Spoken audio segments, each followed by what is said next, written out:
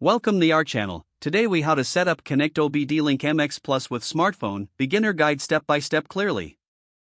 Begin by ensuring your OBDLink MX Plus is charged and ready for use. Locate the OBD2 port in your vehicle, usually found beneath the dashboard near the driver's seat.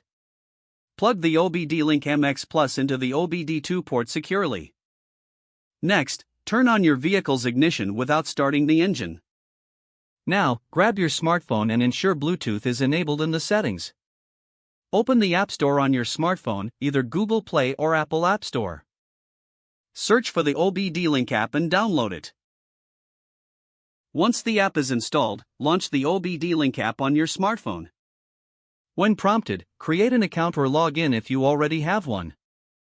In the app, select the option to connect a new device. The app will start scanning for nearby Bluetooth devices. Select your OBDLink MX Plus from the list of available devices. The app may ask for a pairing request. Confirm this to establish the connection.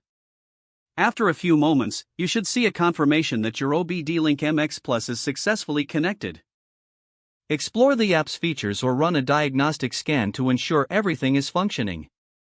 Now you can monitor your vehicle's performance directly from your smartphone. Enjoy the convenience of accessing real-time data while on the go.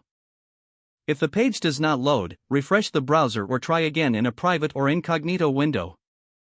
Make sure you are using the correct email address, then retype it carefully to avoid small typos. If your password is not accepted, use the reset option and create a new strong password you can remember. Check your spam folder for verification or security emails, then complete any requested confirmation steps. Enable two-factor authentication if available to improve account security and reduce unauthorized access risk. After signing in, review your profile details so your contact information and settings are accurate and current. If you see an error message, note it down and try again after restarting your device and internet connection. Log out when you finish, especially on shared devices, to keep your account and payment information secure. If the page does not load, refresh the browser or try again in a private or incognito window. Make sure you are using the correct email address, then retype it carefully to avoid small typos. If your password is not accepted, use the reset option and create a new strong password you can remember.